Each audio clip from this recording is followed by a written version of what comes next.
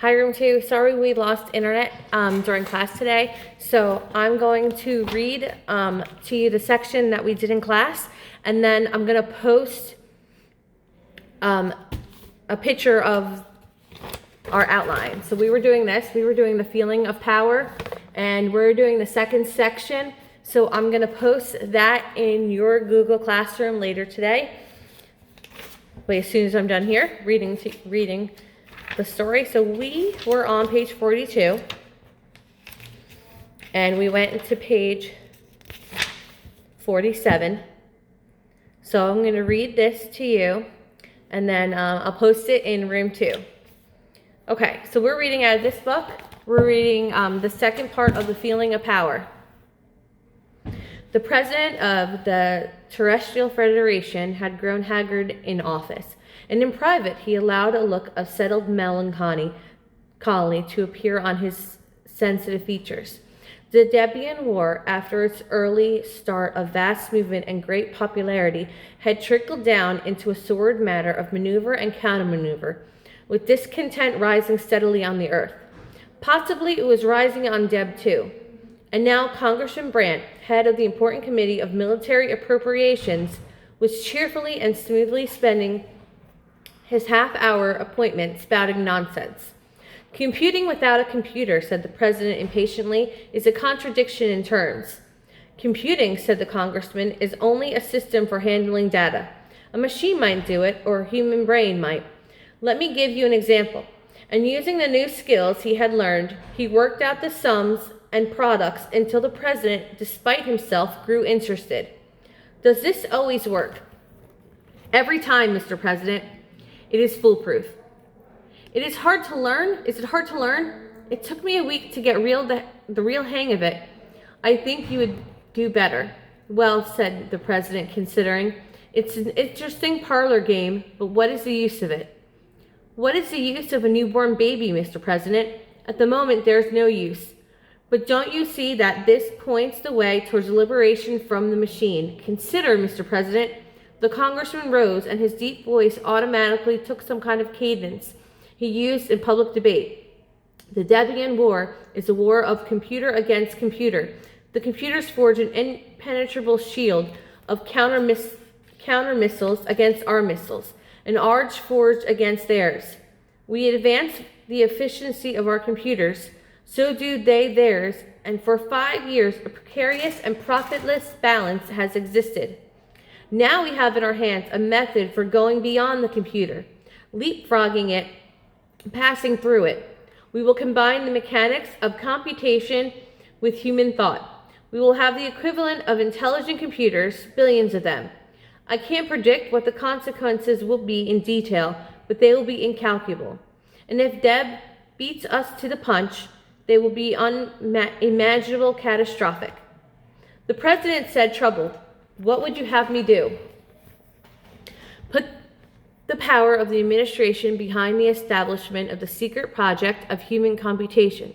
Call it the project number if you like.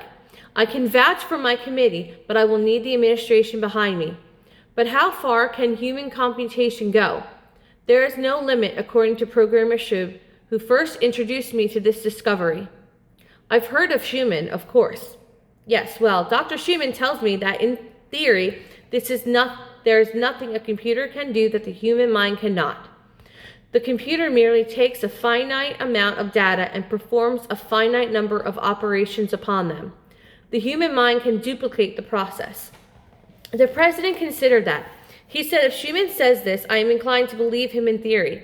But in practice, how can anyone know how a computer works? Brandt laughed genially.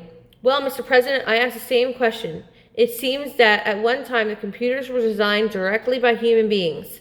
Those were simple computers, of course.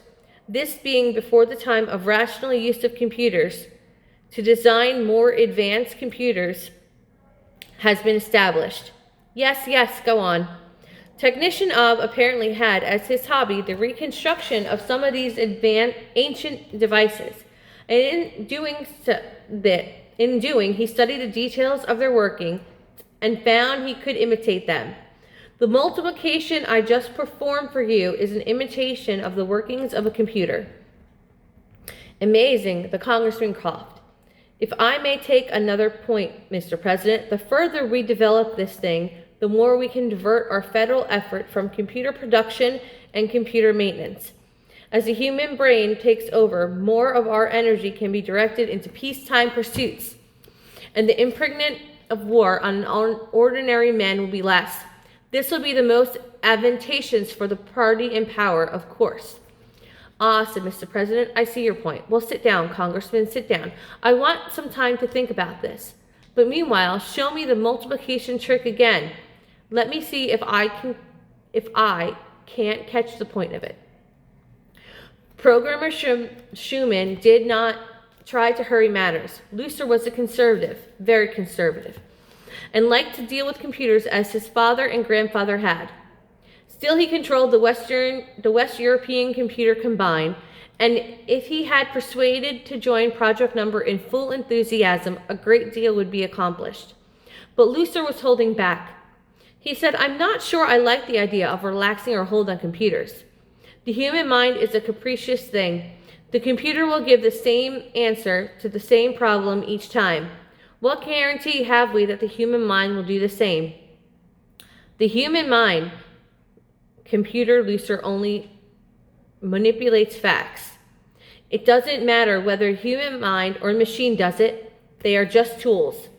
Yes, I've gone through this ingenious demonstration that the mind can duplicate the computer, but it seems to me a little in the air.